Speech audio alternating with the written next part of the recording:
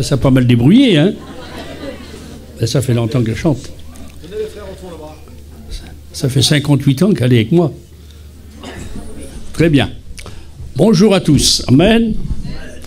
Est-ce que vous êtes disponibles pour écouter la parole de Dieu? Vous savez, la Bible, c'est une nourriture, c'est une lumière, c'est la vie, c'est vital. La parole de Dieu, c'est le soleil qui nous réchauffe. C'est l'eau qui nous désaltère, c'est le pain qui nous nourrit. La parole de Dieu, c'est l'épée, c'est le bâton sur lequel on s'appuie, c'est la boussole. La parole de Dieu, nous voulons la méditer, la serrer dans nos cœurs. J'aime bien ce verset avant d'entamer la Bible. Il est dit dans la Bible que Goliath s'est présenté, un homme redoutable, plusieurs mètres. Selon les coudées, il aurait fait 4 mètres 10 ou 3 mètres 85. Ça dépend. Mais il est dit que David n'a pas tremblé devant lui. Et dans le psaume, il est dit que David dit « Je tremble devant ta parole ». David ne tremblait pas devant le géant, mais il tremblait devant la parole de Dieu. Alors que vos cœurs puissent trembler ce soir devant cette parole de Dieu. Il est dit comme Dieu a descendu sur la montagne au temps de Moïse dans Exode chapitre 19, la montagne tremblait dans ses entrailles. Lorsque la loi a été donnée sur cette montagne, dite par Dieu dans la voix orale, tout le peuple l'a écouté et Moïse a répété les paroles de Dieu. Il est dit que le peuple tremblait. La montagne tremble comme Dieu descend. Comme Dieu agit dans nos cœurs, c'est l'homme et la femme qui tremblent. On dit Amen? Amen. Alors, je vais entamer la Bible avec vous, la parole de Dieu, si vous voulez bien. Je vais parler de Jésus-Christ. J'aime bien Jésus-Christ, moi. Amen? Amen. Est-ce que vous aimez Jésus-Christ? Savez-vous que Jésus ne vieillit pas? Savez-vous que Jésus ne change pas? Jésus est toujours le même. Avec lui, il n'y a pas d'impasse. Il y a toujours une débouchée. L'homme dit, c'est fini. Jésus dit, moi je commence. Il est perdu. Jésus dit, je le sauve. Il est condamné. Je le gracie. Je suis dans les ténèbres. Jésus dit, je suis la lumière. Et si tu me suis, tu auras la lumière de la vie. Je suis dans le manchon. Jésus dit, je suis la vérité et la vie. Amen. Alors Jésus, il est présent ce soir. Il est venu avec moi. Et voilà, il est avec vous ce soir, il est avec nous. Tu ne le vois pas, mais lui, il te voit. Tu ne le connais pas, mais lui, il te connaît. Les autres le connaissent. Amen. Jésus est formidable. Il est tout près de toi, il connaît ta vie, il sait comment tu t'appelles. Il connaît ta demeure, il connaît ton âge, il connaît ton père, il a connu ton grand-père, et voilà, il a tout connu. Seigneur, il connaît tout de toi.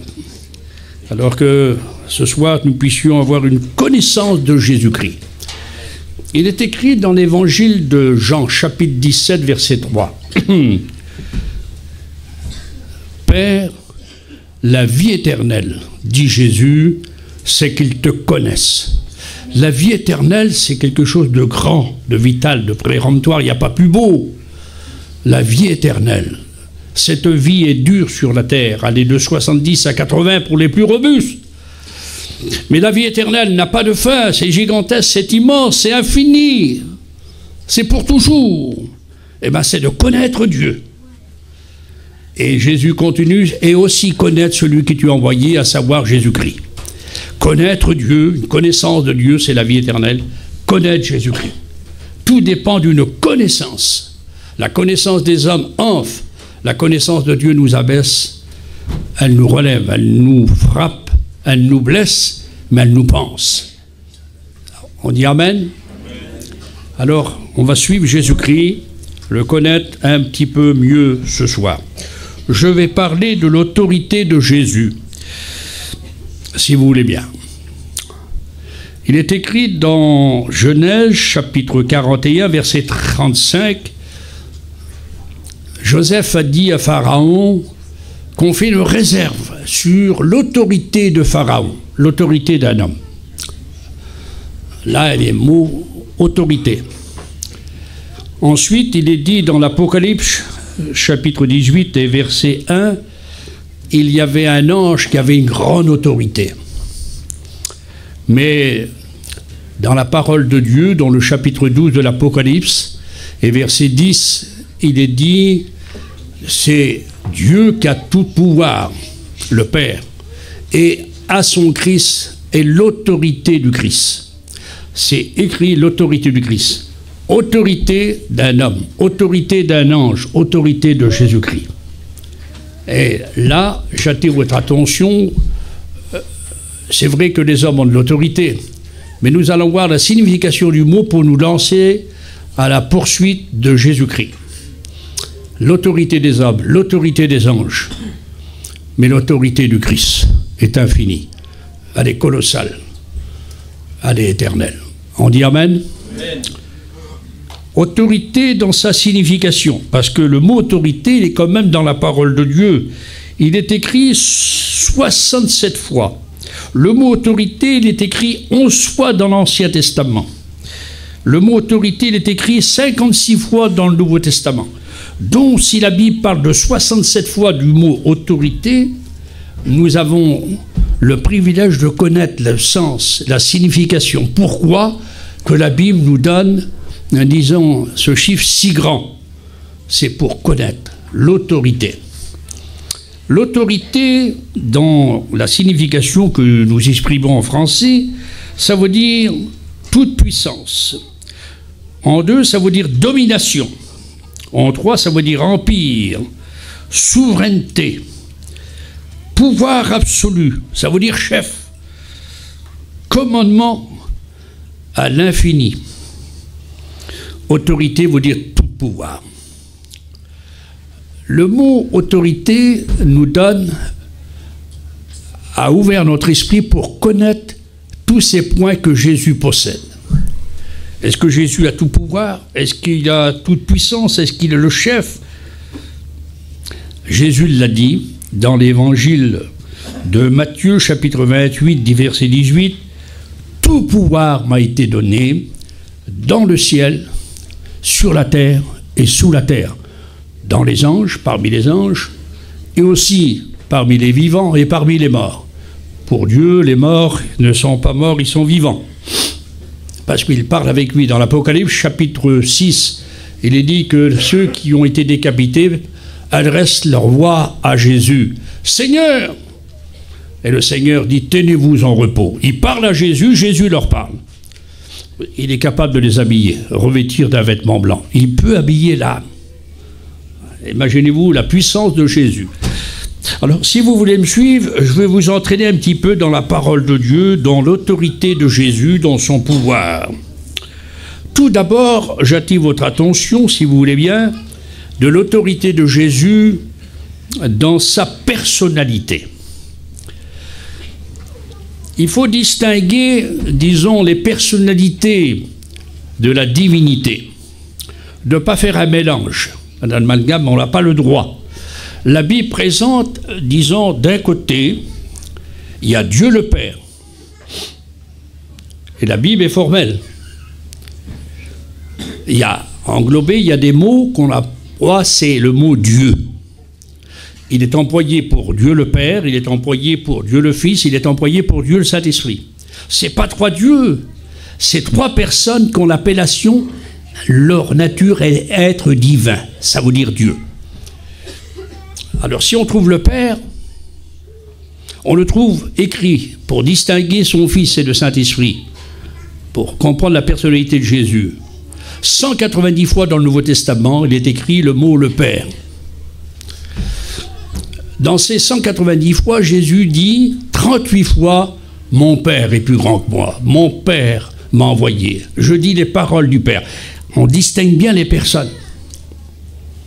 Maintenant, le mot « Dieu le Père », il y a Dieu le Père, c'est écrit 40 fois dans le Nouveau Testament. Si c'est écrit 40 fois dans le Nouveau Testament, c'est pour vous montrer qu'il y a Dieu le Père. Et Dieu le Père s'adresse à son Fils 7 fois. « Tu es mon Fils. Voici mon Fils. Voilà mon Fils sur la montagne de transfiguration. Écoutez-le. » Jésus s'adresse à son Père, il dit « Mon Père ». Maintenant, on trouve le Fils. Jésus est le Fils, n'est pas le Père. On ne fait pas un mélange, nous. On ne mélange pas les personnes. Jésus est écrit dans le Nouveau Testament 50 fois qu'il est le Fils de Dieu. Le Fils de Dieu est écrit 50 fois. Fils de Dieu. Il est appelé le Christ 504 fois. Mais pourquoi tous ces chiffres dans la parole de Dieu? C'est pour montrer qu'il y a le Fils. Jésus est appelé Jésus 1189 fois. Jésus-Christ 229 fois. Le Fils unique 5 fois. Si je vous dis ça, c'est pas pour vous étonner, c'est écrit dans la Bible. Alors on comprend bien la personne du Fils.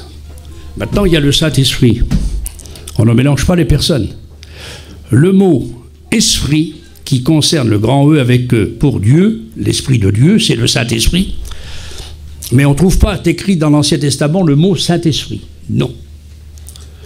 Le mot esprit est écrit 84 fois dans l'Ancien Testament. Le mot esprit concernant le Saint-Esprit, il est écrit 162 fois dans le Nouveau Testament. Ça fait 246 fois. Alors, mais maintenant, il faut ajouter dans le Nouveau Testament que le Saint-Esprit, le mot Saint-Esprit, n'est pas dans l'Ancien, il est écrit 80 fois dans le Nouveau Testament. Le Saint-Esprit, le Saint-Esprit. Total, ça fait 326 fois. Mais il faut ajouter, concernant toujours le Saint-Esprit, le Consolateur, 5 fois dans l'Évangile de Jean.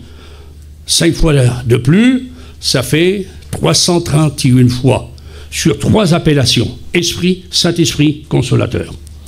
Jésus distingue, le Père distingue. Alors je comprends bien la parole de Dieu, que je ne peux pas faire un mélange. Pourquoi je dis ça? Parce qu'il y a des gens qui croient que Dieu, le Père, c'est lui qui agissait dans l'Ancien Testament. Dieu, le Père, hop, c'est devenu Jésus. Et Jésus est parti, c'est devenu le Saint-Esprit. Non, non, non. Ce soir, avec nous, il y a Dieu, le Père. Il y a Jésus, son Fils. Il y a le Saint-Esprit. Les prédicateurs qui sont là, Dieu, le Père, Jésus est dans leur cœur. On dit Amen. Et vous, les chrétiens aussi, et les chrétiennes. Ah, on dit Amen. Jésus dit dans l'évangile de Jean, chapitre 14, verset 23, « Si quelqu'un aime la parole, mon Père l'aimera, et nous mènerons chez lui, et nous ferons notre demeure. » Nous mènerons chez lui, pluriel. Nous ferons, pluriel, notre demeure. Le Père, le Fils, le Saint-Esprit aussi. Ah bon, où c'est écrit, Paillon? L'évangile de Jean, chapitre 14, verset 17. Et dit, le monde ne connaît pas l'Esprit. C'est Jésus qui le dit. Le monde ne peut pas le recevoir. Ah bon? À moins que l'homme et la femme se tournent vers Dieu. Mais Jésus dit, vous, à ses apôtres, vous le connaissez. Les chrétiens le connaissent. Et le Saint-Esprit sera avec vous. Et Jésus dit, et le Saint-Esprit sera en vous. Un chrétien, une chrétienne, hein, une femme, un homme de Dieu, un serviteur, l'Église de Jésus-Christ, a Dieu le Père dans leur cœur. Amen. Jésus, son Fils et le Saint-Esprit. Les 3 personnes habitent le cœur d'un homme de Dieu. Et ça, c'est la parole de Dieu. Alors, je comprends maintenant l'autorité du Christ dans sa personnalité. Il a été présenté par Dieu. Il est venu du ciel. Et nous allons voir, disons, dans sa vie, à ce Christ, le Fils de Dieu, une connaissance pour aller plus loin avec lui. On dit Amen. L'autorité du Christ dans sa personnalité. L'autorité du Christ dans sa divinité. Le Seigneur Jésus est divin. Le mot divin veut dire Dieu.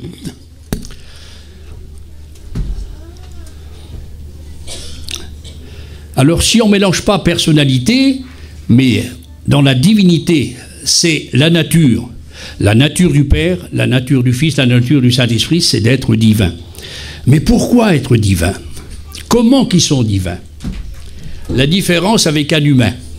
Ce soir, si nous sommes 300 personnes, nous sommes 300 personnes, personnalités. Mais combien de natures? Une nature, la nature humaine.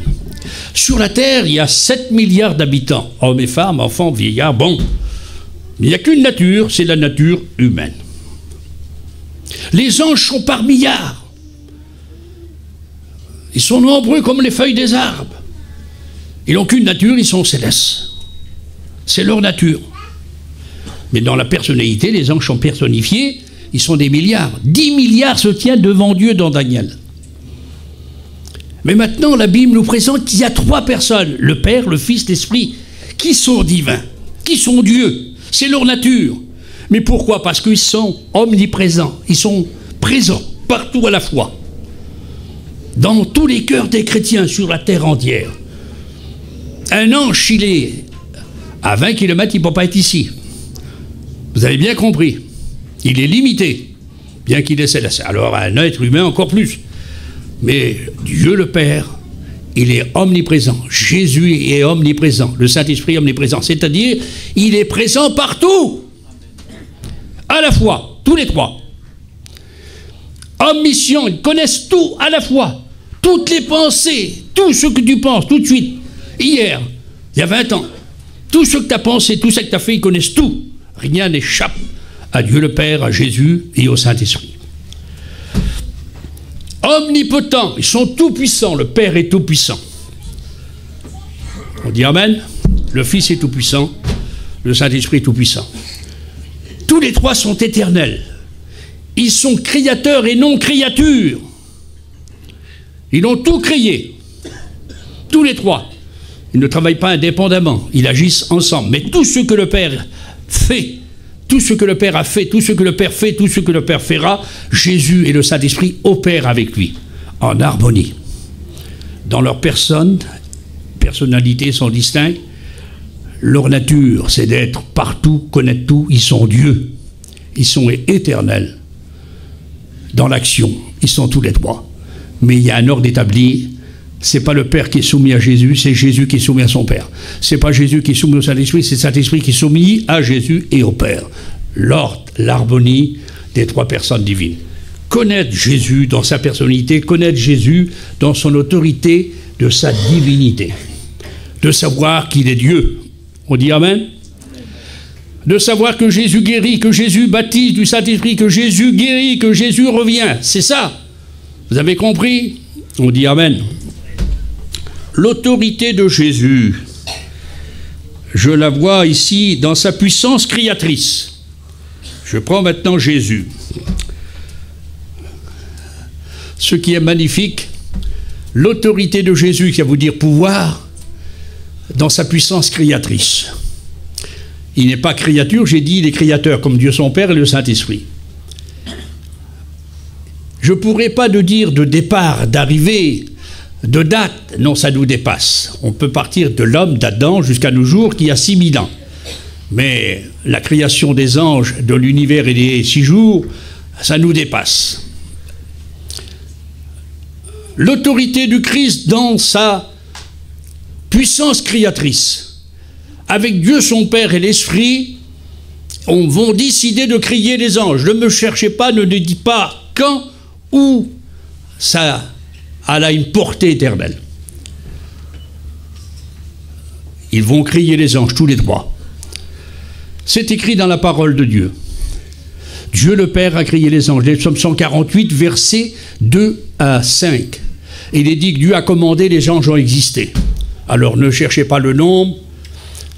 Jésus a créé les anges. Colossiens chapitre 1, il est écrit, et verset 16. Les dominations, les autorités, les anges ont été créés par Jésus, par lui et en travers lui. Le Saint-Esprit a créé les anges. Les psaumes 36, les psaumes 33, verset 6. L'armée des cieux. Là, nous sommes sur Jésus. Sa puissance créatrice, il a créé les anges. La divinité du Seigneur, dans son autorité divine. Quelle autorité? Tout pouvoir lui a été donné. On dit Amen. La puissance du Christ, l'autorité du Christ dans sa puissance créatrice, il a créé les anges. Mais la parole de Dieu m'apprend que le Seigneur Jésus, dans son autorité, dans son pouvoir, il a créé l'univers. C'est écrit dans l'évangile de Jean, chapitre 1, verset 3. Il est dit, tous ceux qui existent, il n'y a rien qui existe que La parole, le logos, n'a pas créé. Donc Jésus est créateur. Ah, mais paillon, là, il n'y a pas l'univers. Ah oui, mais dans l'auteur aux Hébreux, chapitre 1 et verset 2, il est écrit, il a créé l'univers. Le mot univers, il est dans votre Bible. Jésus a créé l'univers. Il a créé les anges, il a créé l'univers, oui. L'autorité du Christ dans sa puissance créatrice. Et la puissance du Christ aussi en autorité, dans la puissance créatrice, il a créé l'homme.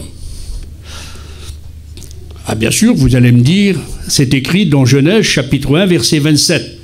Mais il est dit là, c'est Dieu le Père qui agit. Et il y a Jésus. Mais là, on ne trouve pas Jésus. Je voudrais trouver Jésus. Eh bien, il n'y a qu'un texte dans le Nouveau Testament qui présente que Jésus a créé l'homme. Ah bon? Oui.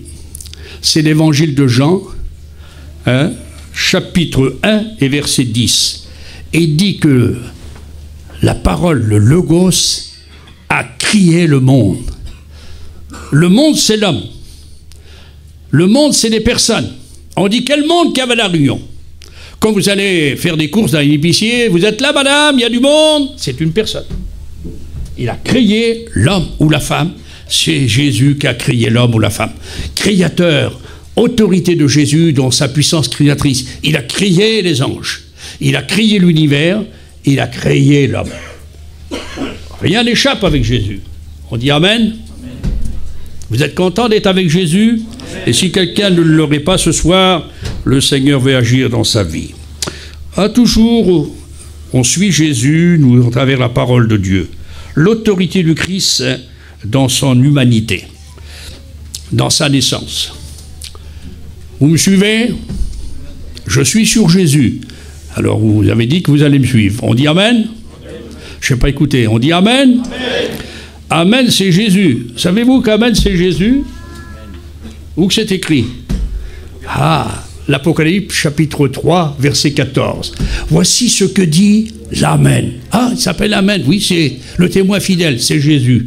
Il est l'auteur de la création. Alors, comme tu dis Amen, ma sœur, tu dis Jésus. Le mot Amen veut dire Jésus. C'est une personne. Il s'appelle Jésus. Alors, tu dois dire Amen avant de commencer à prier. Toi, prédicateur, tu dois dire Amen avant de commencer à prêcher. Ne dis pas Amen seulement à la fin. Amen, c'est présenter Jésus. Il faut que Jésus soit le premier ce soir. Il y a beaucoup de gens qui placent Jésus le dernier. L'homme, c'est le zéro. Paillon, c'est un zéro. On est tous des zéros. Le 1, c'est Jésus. Amen. Si tu vas à ta banque et tu n'as pas le 1, 0, 0, 0, tu n'as rien du tout. Hein. Tu es une traite à payer, direct, ta campagne est saisie. Mais si tu mets 1 et tu mets un 0, ça fait 10. Tu mets 2, ça fait 100. Tu mets 3, ça fait 1000. Tu en mets 4, ça fait 10 000. Et ça fait 100 000. Et ça fait 1 million. Et ça fait 1 milliard. Mais le 1, tu es 0, je suis 0, nous sommes 0. Le 1, c'est Jésus. Amen. Amen. C'est pour ça que tu es triste. T'as pas Jésus le 1. Il faudrait que tu mettes Jésus le premier. Amen. On dit Amen. Je n'ai pas écouté, on dit Amen. Jésus, son autorité dans sa naissance. J'aime bien Jésus. Seigneur, je suis un fou de Jésus. J'avais 15 ans comme j'ai connu Jésus. C'est moi qui ai emmené mes parents, puis il a Pouilleka aussi tous ses parents. C'était en 53. J'ai perdu mon père en 1953, le 15 septembre, et le 15 octobre, je mettais les pieds dans une réunion. Comme ça, je crois que c'était des guérisseurs à Rouen. J'ai connu le Seigneur, j'ai emmené ma mère. Ma mère était baptisée à la fin 53. Ça fait bientôt 60 ans. Ça fait 59 ans. Le jour, je voyais, il y a des chrétiens, je dis ça. Hein. Oh, il dit, vous dites, vous, que Jésus vient, hein, c'est dur. Hein. Ah bon? Oh. Je dis, il y a longtemps, vous êtes chrétien? Ben, ça fait 5 ans. Ben, je dis, nous, ça fait bientôt 60 ans. Ah bon? 60 ans? On ne s'ennuie pas avec Jésus. Et à recommencer, Seigneur, je me redonnerai encore à Jésus. Amen. Tu peux avoir des réussites, mais réussir, c'est Jésus. J'ai réussi ma vie avec Jésus, moi. Est-ce que tu as réussi ta vie avec Jésus? Tu peux avoir des réussites dans le monde. Les boxeurs, tout ça, mais après, ça passe.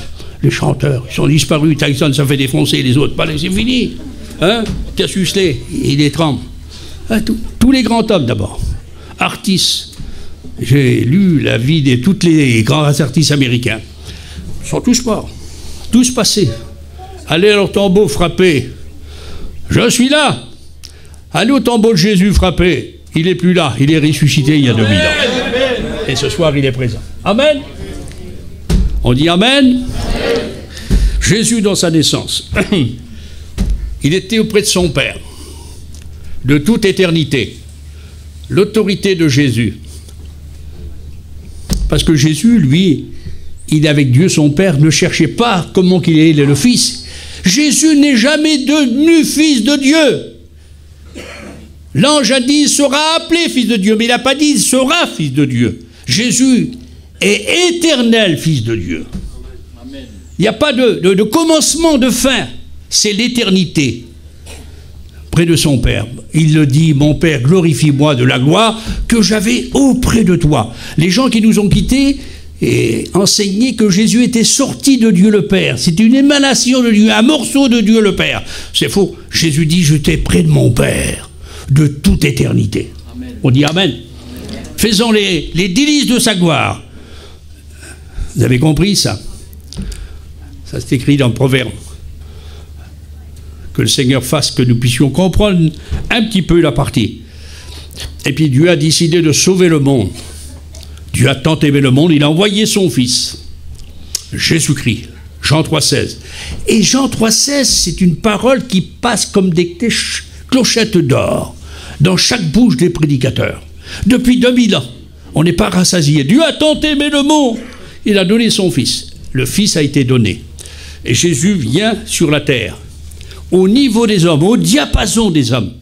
Mais il faut un corps. Il ne va pas prendre un corps d'un autre. Non, le Saint-Esprit se charge. Luc chapitre 1. Le corps du Seigneur a été créé, mais pas Jésus. Jésus, de toute éternité, il est créateur. Et Jésus, le créateur, va se servir de sa création pour venir au monde, de sa mère. Il est son créateur, il est son fils. Ça me dépasse, mais c'est la foi. Je crois la parole de Dieu. On dit Amen. Jésus vient dans le monde, le corps créé par le Saint-Esprit, mais formé par Dieu, son Père. Hébreux, chapitre 1, verset 10. Oui, Hébreux, il est écrit, le corps du Seigneur va être formé par Dieu le Père. C'est Dieu le Père qui a formé la couleur de ses yeux, la couleur de sa peau, de ses cheveux. Quelle beauté! Tu n'as voulu ni sacrifice ni offrande, mais tu m'as formé un corps, mon Père, dont le Seigneur vient au diapason au niveau des hommes. Alors il est petit enfant. Dans sa naissance, le Christ va bouleverser le monde.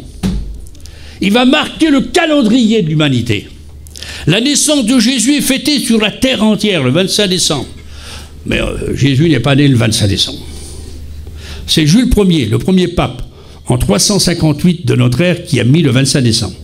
Parce que le 25 décembre, c'est la nuit la plus courte. Elle était dédiée à une déesse. Mais qu'importe, nous, Jésus est né. Hein? Il est né. Et sa naissance marque les hommes, touche. Une délégation du ciel va se déranger à sa naissance. Un ange, des anges vont chanter la gloire de Dieu, il vous est né un sauveur. Des bergers, les gens les plus simples, les premiers juifs convertis, vont contempler Jésus.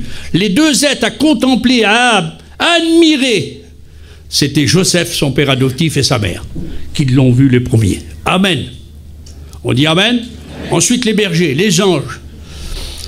Jésus, dans son humanité, dans sa naissance, lorsqu'il va avoir 40 jours, il va bouleverser un homme. Siméon, il va être le relèvement d'Israël. À 10 mois, il va bouleverser la ville de Jérusalem, un roi et tous les Juifs. Et voilà, on cherche à le tuer. À 12 ans, il va bouleverser les plus grands théologiens. L'autorité de Jésus à 12 ans. Pendant 3 jours, il est au milieu. On peut être au milieu, mais pas un artiste, hein, des artistes. Mais si tu es assis au milieu des artistes, tu es un artiste.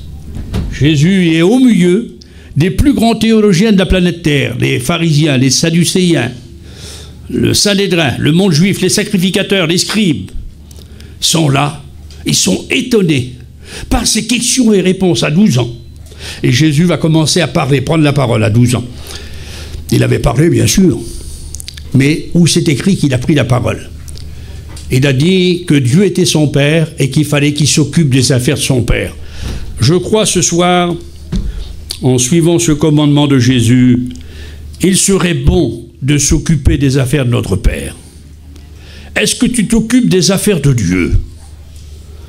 Jésus a dit, il faut que je m'occupe des affaires de mon Père. Il nous apprend que Dieu est son Père, qu'il est le Fils de Dieu et que Dieu est son Père. Il nous apprend qu'il y a des affaires à faire et qu'il faut qu'il s'occupe de ses affaires.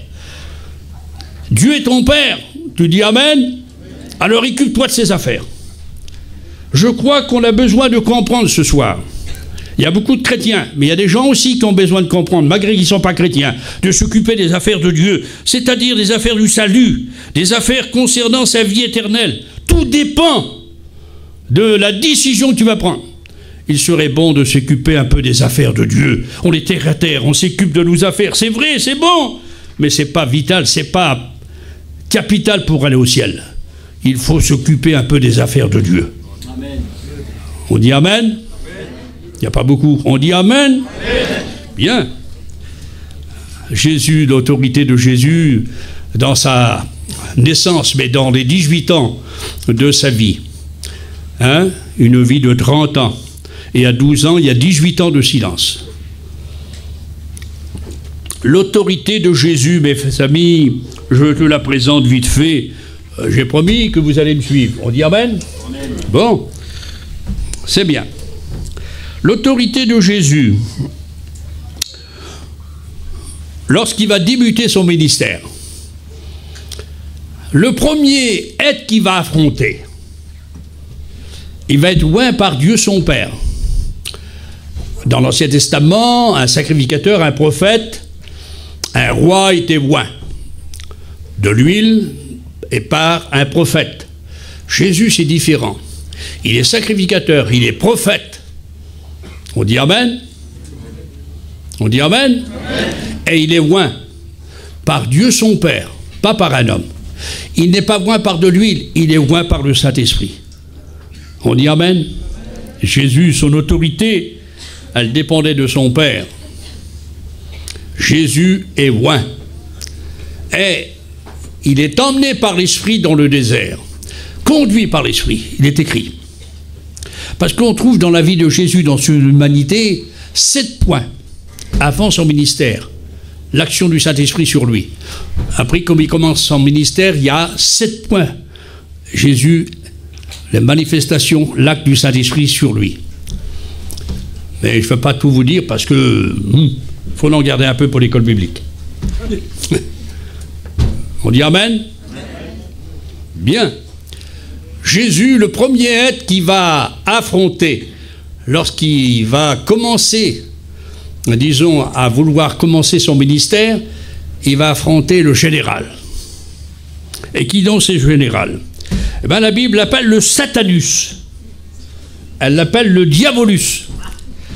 C'est l'auteur de ton péché, c'est l'auteur de la guerre, c'est l'auteur de ce que tu lis dans les journaux, c'est l'auteur de ce que tu écoutes à la radio. C'est l'auteur de ce que tu vois à la télévision.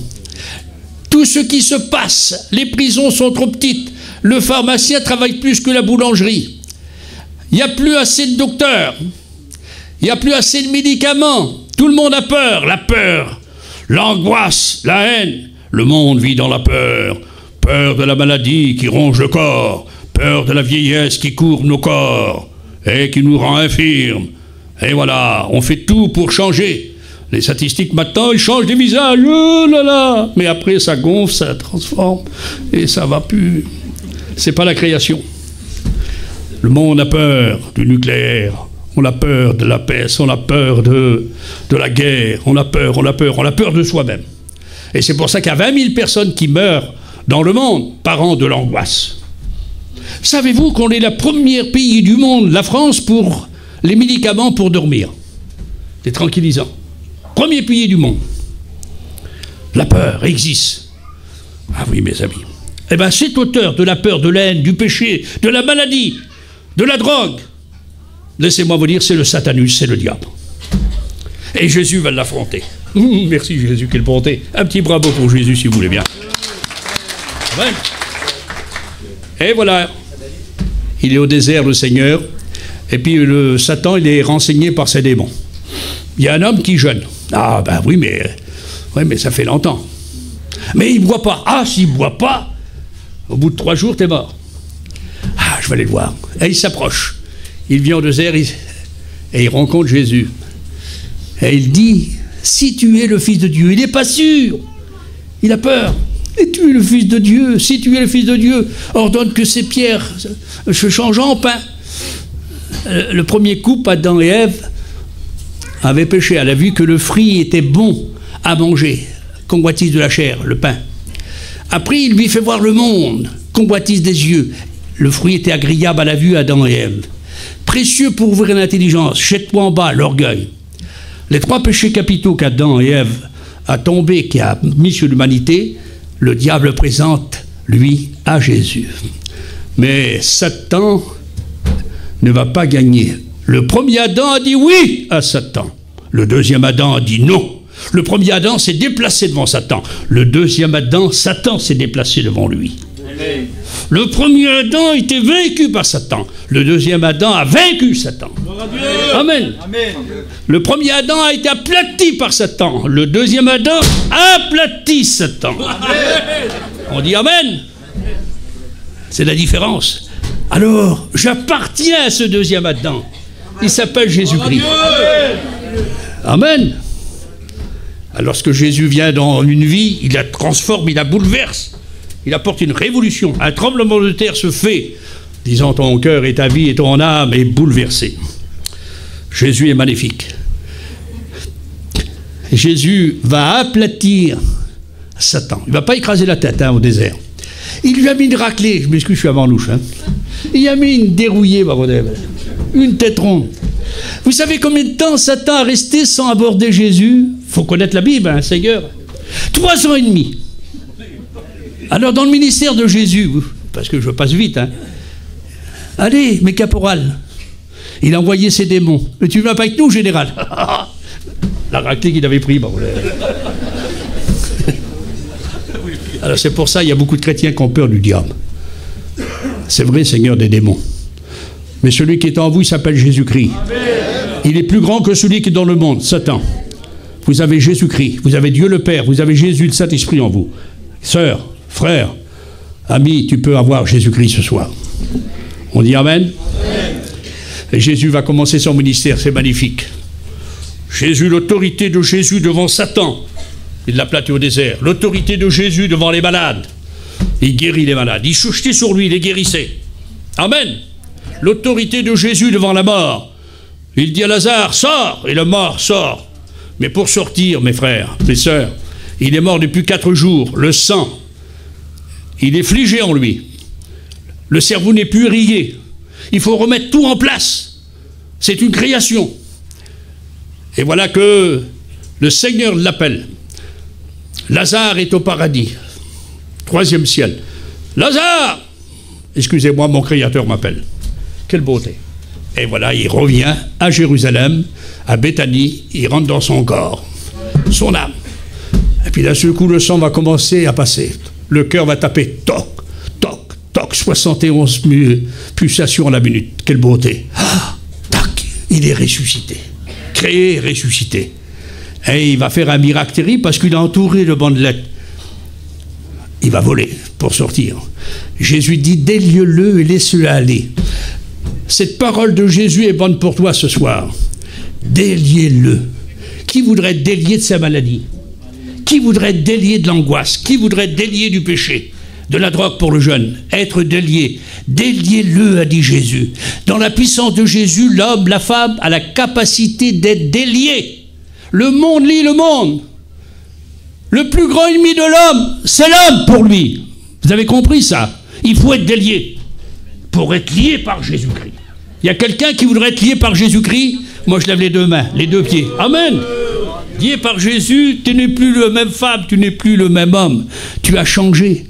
Tu es joyeux. Tu peux être malade, c'est vrai, tu peux passer par des épreuves, mais le Seigneur est avec toi. Amen.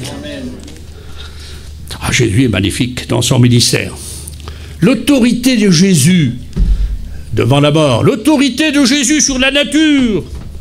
il apaise la mer.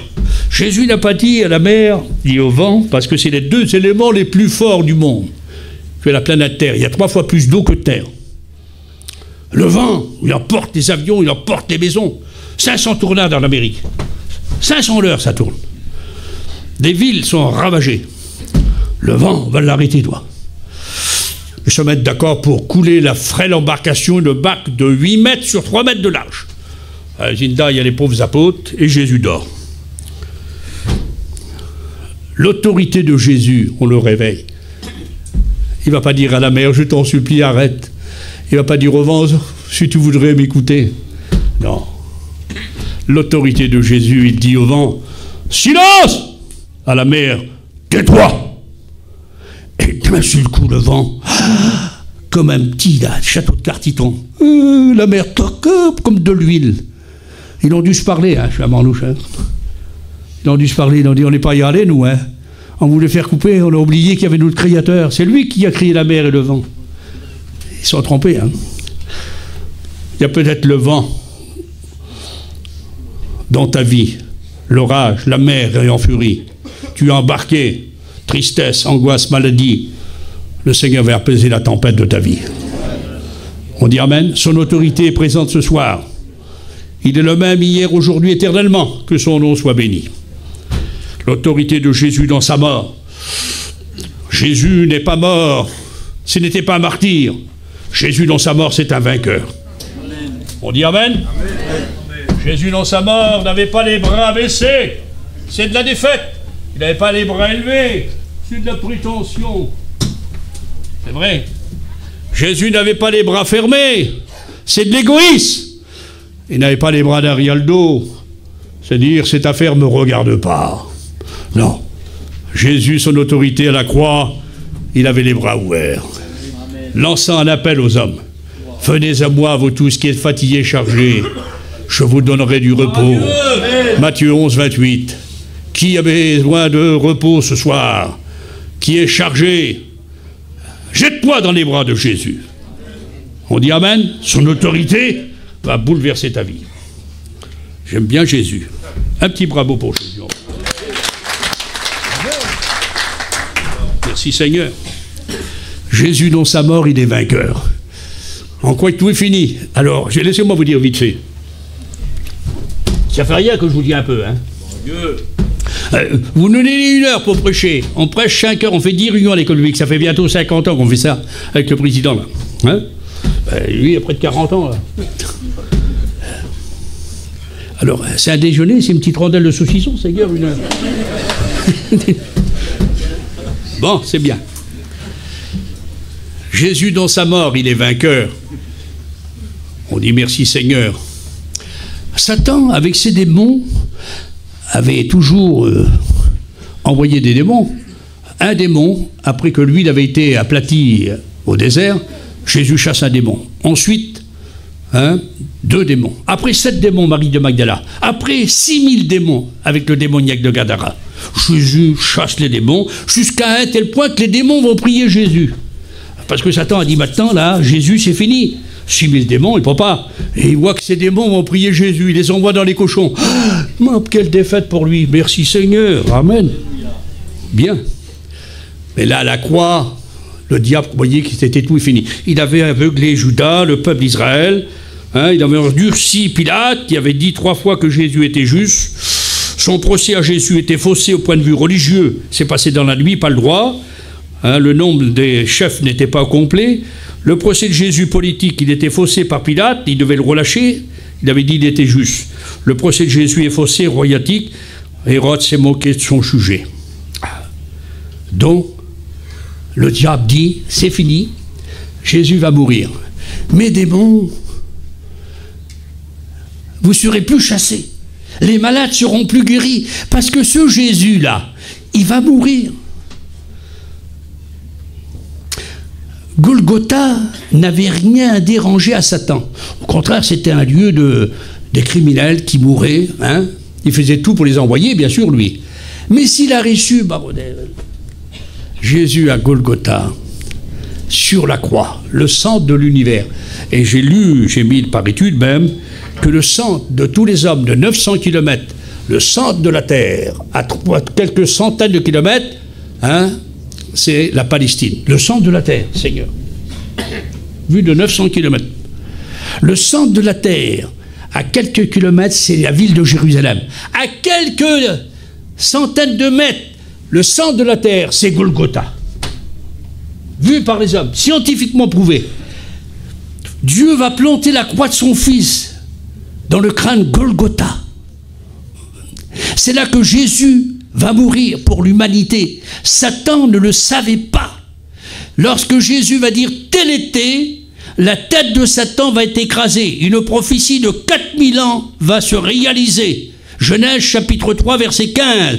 La postérité de la femme avait dit « Dieu, à Satan t'écrasera la tête ».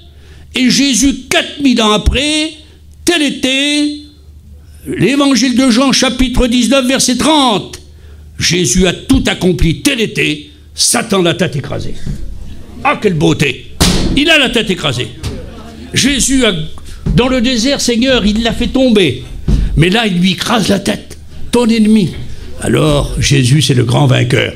Un cri de vainqueur qui passe par, qui sort de son cœur, qui passe par sa bouche, qui monte, et il traverse le ciel des oiseaux, le ciel des anges, il monte jusqu'au trône de Dieu. Ce cri de Jésus, il est écrit 1000 ans avant. Mon cri, dit David, est parvenu jusqu'à ton palais, Seigneur, jusqu'à tes oreilles. Je crois que Dieu le Père s'est mis debout pour accueillir le cri de son Fils. Tel était. Amen. On dit Amen. L'autorité de Jésus dans sa mort. L'autorité de Jésus dans sa résurrection. On dit Amen. Il est ressuscité. Si vous allez à plusieurs tombeaux, vous me suivez? Qui c'est qui veut me dire avec moi? On va taper, si vous voulez bien, on va frapper vers, tiens, le roi Salomon, le roi le plus riche. Salomon, je suis là, païen, je ne vais pas ressusciter. Bon. Le roi Cyrus régnait sur 127 nations. Ça, Cyrus, je suis mort, je ne suis pas ressuscité. Ah bon, ça c'est des temps anciens. Ah, allons vers le tombeau de Napoléon. Hein? Sur l'île de Sainte-Hélène, il est mort. Napoléon a régné sur le monde. Hein? Napoléon, je suis mort. Je ne suis pas ressuscité. Freud, le père de la psychanalyse, je suis mort. Victor Hugo, je suis mort. Ah bon? On va aller vers Karl Marx, le fondateur du communisme, 2 milliards de communistes par le monde. Je suis mort, pas ressuscité. Ah bon? Alors à tous les tombeaux, oui. Allons vers le tombeau de Jésus. Frappons. Eh bien, la réponse sera, je suis ressuscité il y a 2000 ans. Les gens, j'ai dit, il n'est plus là, il est vivant. Amen. On dit Amen. Amen. Jésus est vivant, il est ressuscité. S'il n'y avait pas de résurrection, alors la Bible serait moins qu'un roman. Et les curés du Moyen-Âge avaient le droit de la brûler. Il n'y avait pas de résurrection, Seigneur. C'est la première, le premier maillon de la chaîne des doctrines sur 86. S'il n'y aurait pas de résurrection, pourquoi venir à la réunion? Pourquoi être chrétien? T'as une petite vie de 40, 70 ans, 80 ans, vie la bière, champagne, gâteau. Mais oui, Seigneur, pas de résurrection. Il n'y a pas d'espérance. Pas besoin de croire en Dieu. Ah oui, pas besoin d'école biblique. Hein, Jimmy, on ne va plus. Fatigue, c'est plus pour nous. Dans l'eau. Plus de convention. Mais non. Mangeons, buvons, c'est la vie. Puis après, on s'arrête. Le sort de l'homme est comme la bête. Pas de résurrection. C'est ça qu'ont dit les Sadducéens. Ça qui disait Voltaire. Une fois qu'on est mort, c'est fini, le monde. Mais la Bible, elle nous dit 60 fois ressuscité.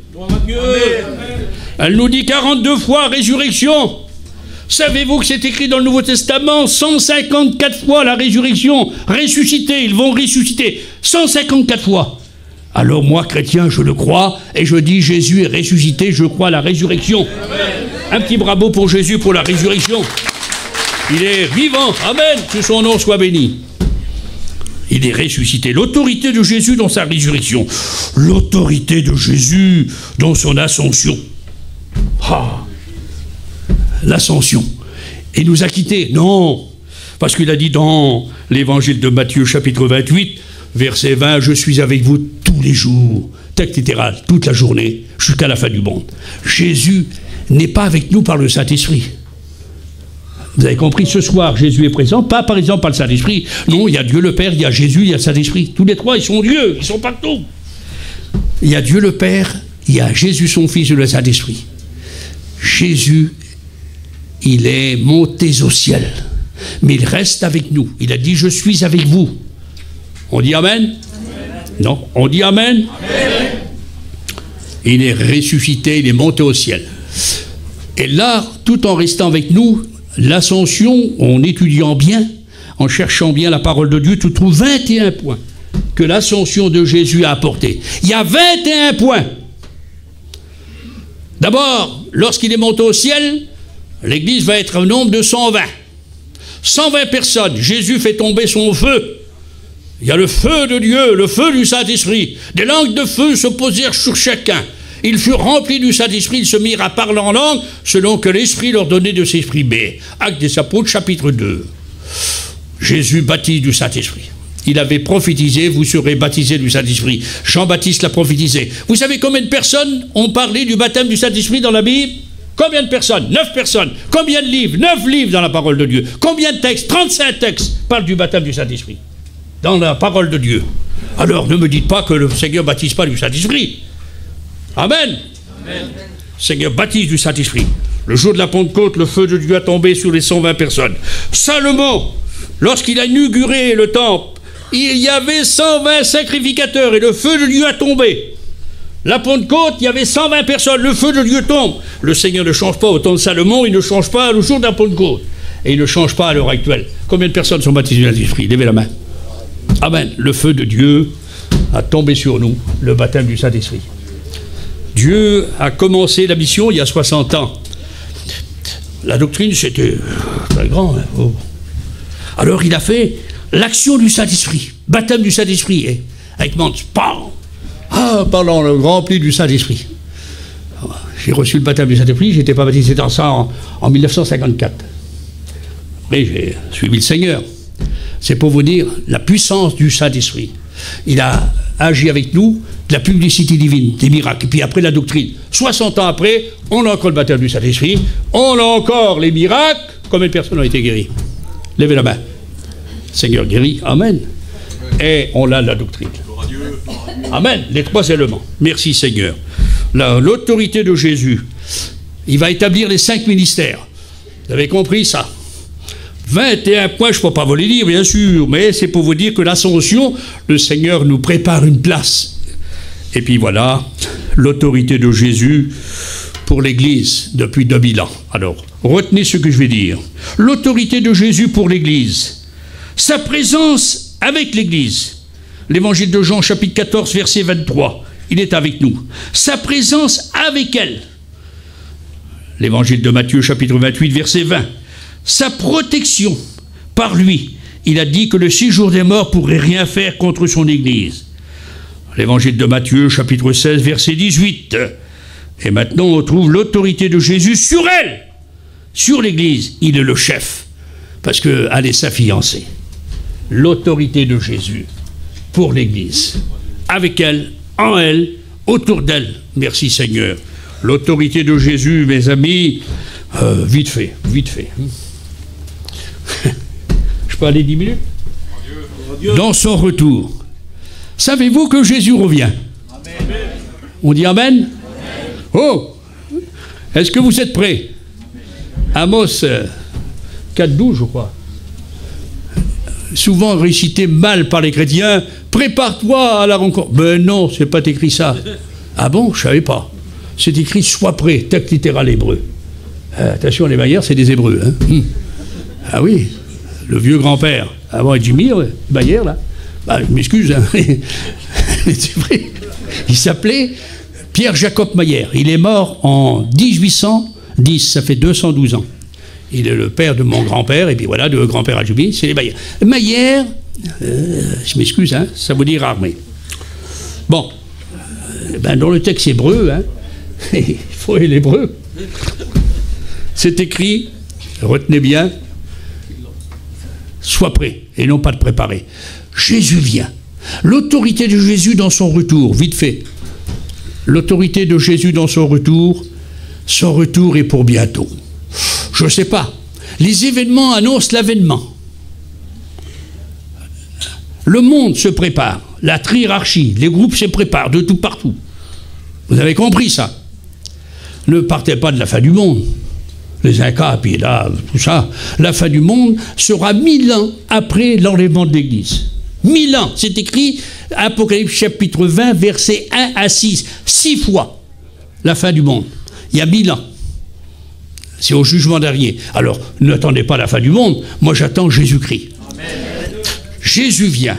Et comme disait Nicodème, il avait raison. J'attends pas les événements, j'attends pas les tremblements de terre, il a toujours vu. Savez-vous qu'il y a eu 75 millions de morts depuis Jésus à nos jours par les tremblements de terre, par les statistiques. Alors, les tremblements de terre, il y a toujours. Les tsunamis, il y a toujours vu. Les vents, les tempêtes, c'est toujours. Il y aura encore des catastrophes, c'est vrai. Mais c'est les catastrophes du monde. Mais la fin du monde, c'est dans 1000 ans. Mais le retour de Jésus est proche. Et ça, Jésus vient bientôt. Est-ce que vous me suivez? Moi, j'attends pas les événements, j'attends pas l'antichrist. Moi, j'attends pas le faux prophète, j'attends pas la marque sur la main et sur le front. Seigneur, c'est pas pour moi. Moi, j'attends pas la grande tribulation. J'attends pas le diable et les démons sur la terre. J'attends Jésus-Christ. Il vient du ciel pour prendre son église. Il dit que vous avez la force d'échapper. J'échappe. On dit amen. J'échappe comme qui? Comme Noé. Dieu l'a mis dans l'arche avant le déluge. Il a sorti Lot avant de détruire Sodome et Gomorrhe. Il a fait passer les enfants d'Israël à pied sec dans la mer avant de noyer les Égyptiens. Il a fait sortir l'église primitive à Jérusalem avant de détruire Jérusalem par Titus en 70. Avant que le diable tombe sur la terre, Apocalypse chapitre 12, verset 7, l'église sera enlevée. Moi, j'attends Jésus-Christ. Alors on me disait, tu sais, Paillon, là, il y a la marque sur la main, c'est préparé. Ah bon? Oui, dans l'Apocalypse, c'est écrit, hein? Oui, c'est écrit. Et pourquoi t'as peur? Eh ben oui, j'ai peur. Ben je dis, moi, je ne verrai pas la marque. Ah bon? Pourquoi? Parce que là, va venir dans la grande tribulation. Moi, j'attends Jésus-Christ. J'attends pas le dragon. Le dragon est trop fort pour moi, bordel, je ne peux pas le combattre, moi. Je combats le lion, je combats les petits oiseaux, hein, c'est Satan. Je combats le loup, je combats le lion. Ah oui, mais le dragon, Seigneur, il est grand comme le chapiteau, il crache du feu. Mais pas besoin de me tracasser. Il va venir dans la grande tribulation. Moi, je serai pris avant. Moi, j'attends Jésus-Christ. Il vient bientôt. Jésus vient. Son autorité va venir prendre son église. Il vient du ciel. 1 Thessaloniciens, chapitre 4, versets 12 à 17. Le Seigneur vient du ciel. Les morts en Christ ressuscitent au son de la trompette de Dieu. Ne mélangez pas la trompette de Dieu, surtout avec la trompette de l'Apocalypse, chapitre 11, verset 15. La trompette de l'ange, c'est la trompette du malheur. Les 7 trompettes, bordel, la terre est déchirée. 10%, 3%, 10%, 3 sur 10. La terre est en lambeaux, le ciel, les hommes, la mer. Moi, j'attends pas ça. C'est pas cette trompette-là. Trompe-toi pas de trompette. Prends la trompette de Dieu. C'est la trompette de la résurrection. Amen. Amen. On est très intelligent. Un signal donné à la voix de l'archange. Le Seigneur descend du ciel, les morts ressuscitent. Et nous les vivants, l'autorité de Jésus. Pour les morts, il les ressuscite. C'était prophétisé, Jésus l'avait prophétisé. Les morts ressuscitent. Ah bon? Oui. Dans Daniel, chapitre 12, verset 2, ceux qui dorment dans la poussière de la terre se réveilleront. On enterre des morts dans la terre, dans certains endroits du monde. Il sort. Et maintenant, dans les sépulcres, l'évangile de Jean, chapitre 5, verset 28, Jésus dit à ma voix, les morts sortiront des sépulcres. Les chrétiens. Amen. Dites Amen. Maintenant, ceux qu'on met dans la mer. Jésus dit, ceux qui sont dans la mer, Apocalypse chapitre 20, verset 13, la mer rendra les morts. Pour être jugés, pour être condamnés, mais pour être sauvés. 3 dimensions. L'autorité de Jésus, il ressuscite les morts. Et nous les vivants. Alors, les morts, c'est 1 Thessaloniciens chapitre 4, versets 12 à 17. Les vivants, c'est 1 Corinthiens chapitre 15, versets 51 et 52. Ah, nous serons changés. Quelle beauté, Seigneur. Et nous serons comment? Semblables aux anges. Oh, tu t'imagines, Jimmy, semblable aux anges, Seigneur. Chut. Quelle beauté. On dit Amen? Nous serons semblables à Jésus. Oh, non, tu t'imagines? Ce qui est infirme sera plein de force. Ce qui est terrestre sera céleste. Ce qui est charnel sera spirituel. Amen. Ce qui est de la terre sera du ciel. Nous serons semblables à Jésus. Nous le verrons. Un petit bravo pour Jésus. L'autorité de Jésus, il prendra son église. Et nous, nous sommes la fiancée. Et là, il fera de nous son épouse, Apocalypse 19. Et ensuite, nous serons la femme de l'agneau, Apocalypse chapitre 20. Et après, nous serons comparés à Jérusalem parée d'or. Pour finir, Apocalypse chapitre 3, nous finirons sur le trône. À celui qui vaincra sera assis sur mon trône. Fiancée, épouse, oh quelle beauté, femme de l'agneau, Jérusalem comparée parée d'or, pour finir sur le trône. De la boue, il nous met sur le trône. Il n'y a pas plus beau que Jésus, Seigneur. L'autorité de Jésus pour les chrétiens dans son retour. Je finis. Il y avait plusieurs points, mais voilà, hein, comment faire? Très bien. L'autorité de Jésus, il a pris son Église. Alors, je vais terminer en vous disant ceci. Vite fait. L'autorité de Jésus dans la grande tribulation. Pas pour moi, je ne serai pas là. Vous ne serez pas là, les chrétiens. Mais ceux qui ne sont pas prêts resteront. Mais comme j'ai présenté, je vais dire quelque chose. Est-ce que vous croyez au retour de Jésus-Christ? On dit Amen? Vous croyez au retour de Jésus-Christ? Ceux qui sont sauvés, ceux qui sont chrétiens, ceux qui sont chrétiennes, le Seigneur vient ce soir. Alors tous les chrétiens, je vais demander, et ceux qui ne sont pas chrétiens, vous restez assis. Ah non. Si vous n'êtes pas sauvés, vous n'avez pas fait la paix avec Dieu, je vous demande d'être assis. Restez. Moi, je demande à ceux qui sont prêts, qui ont fait la paix avec Dieu, lavés dans le sang de Jésus-Christ. Alors Jésus vient. Quand? Maintenant, oui, il vient maintenant. Les chrétiens, les chrétiennes, levez-vous. Levez-vous à votre place. Gloire à Dieu. Ça, c'est l'autorité de Jésus. On dit Amen? Amen. Attention, Jésus vient. Viens ce soir. Amen, Seigneur, viens. L'Église dit ça, Apocalypse, c'est écrit. Pam! Le Seigneur nous a pris son Église. Asseyez-vous. Vous avez disparu. Les autres ont resté assis. Le programme, je vous l'ai dit, on sera semblable aux gens, semblable à Jésus dans son autorité. Mais pour ceux qui vont rester, vite fait, je finis. Ah bon? Ceux qui ne sont pas levés. Il y a donc un programme pour eux. Nous, le programme est fait. C'est la vie glorieuse avec lui. Mais pour ceux qui vont rester, l'autorité de Jésus, c'est la grande tribulation. Elle dure 7 ans, partagée en deux, avec le royaume de Satan sur la terre. Il est dit, Apocalypse chapitre 12, verset 7, Satan tombera sur la terre avec ses démons. Malheur, malheur à la terre et à ses habitants. Le diable est descendu chez vous, animé d'une grande colère, chassant qu'il a peu de temps. Des milliards de démons, moi pour des milliards, je ne voudrais pas avoir des démons. Ben, c'est le programme de ceux qui vont rester sur la terre, c'est écrit, c'est pas moi, c'est la Bible. Ensuite, il est écrit, il y aura le faux prophète, il y aura l'antichrist. Apocalypse chapitre 13, verset 1 à 4. L'Antichrist. Apocalypse chapitre 13, versets 10 à 15 et 20, il y a le faux prophète qui met la marque sur la main, sur le front. Et quiconque reçoit la marque sur la main, sur le front, il va connaître la fureur de Dieu. Apocalypse chapitre 14. Alors pas de pain, rien à manger. Quelle tristesse. C'est la grande tribulation. Le diable sur la terre avec des démons, l'Antichrist, le faux prophète, la marque, l'adoration de la bête. Mais à moi, mais c'est pas possible, Seigneur. Ah oui, c'est pour ceux qui vont rester. Moi, j'échappe, je suis pas là. Vous n'êtes pas là, les chrétiens, les chrétiennes. Puis c'est fini. Non! Apocalypse, chapitre 6, chapitre 7, chapitre 8. 3 chapitres réservés aux 7 sceaux ouverts par l'agneau. Chaque sceau, c'est un malheur. Pam, la terre est frappée.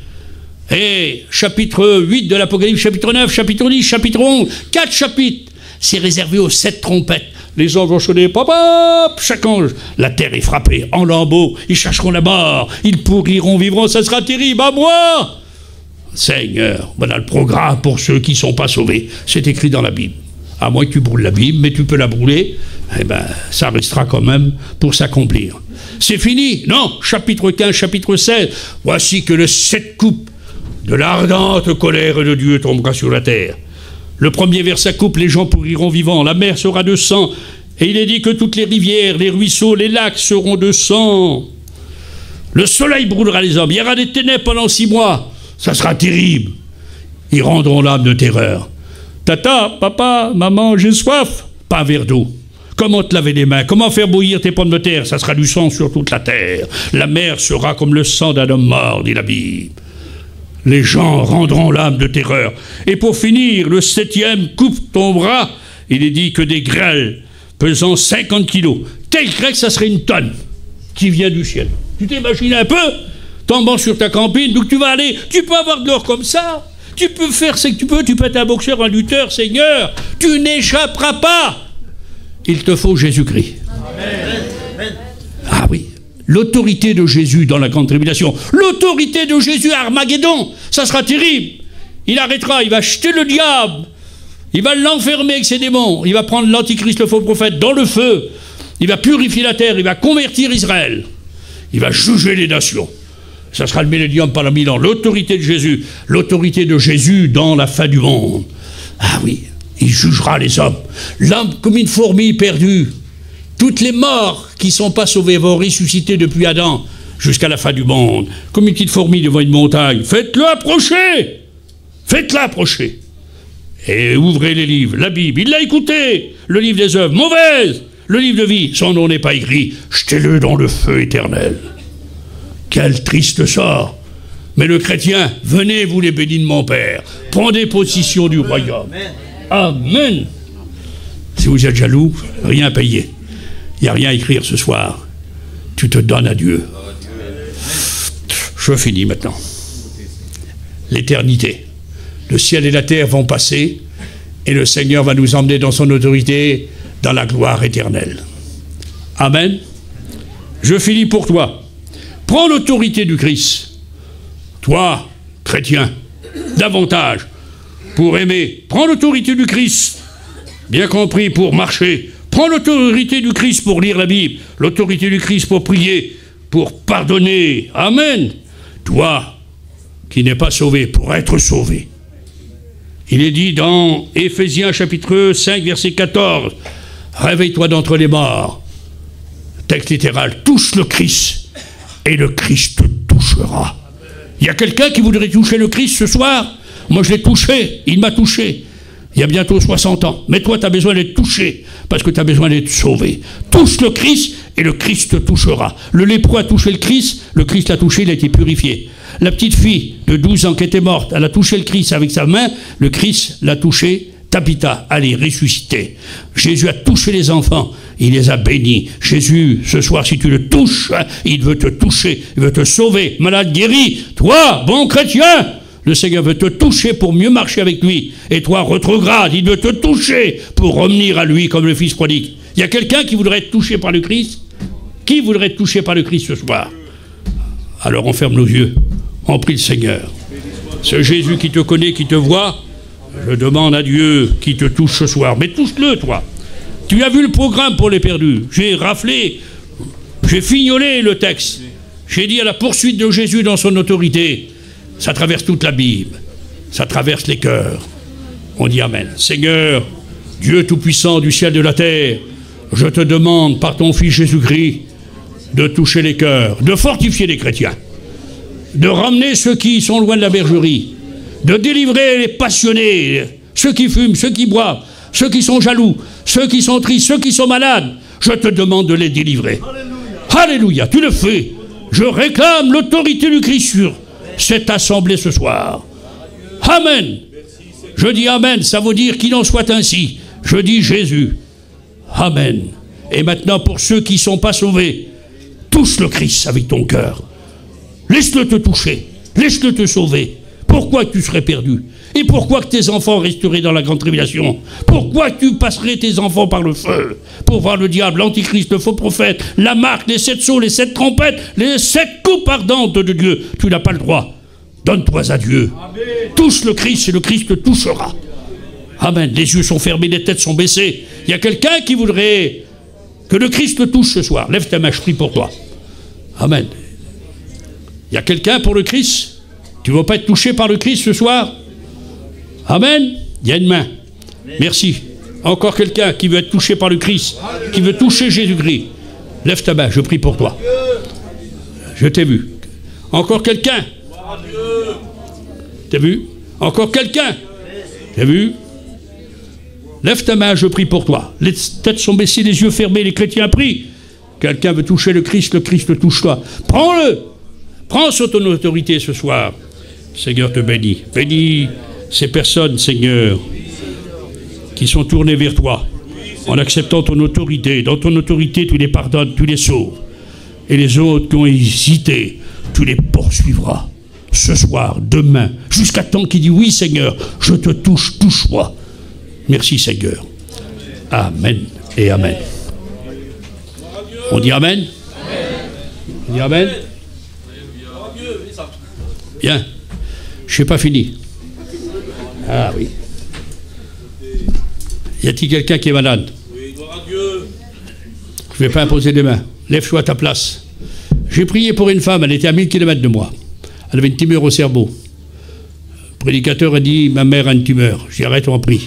Prête à l'opérer, on a prié.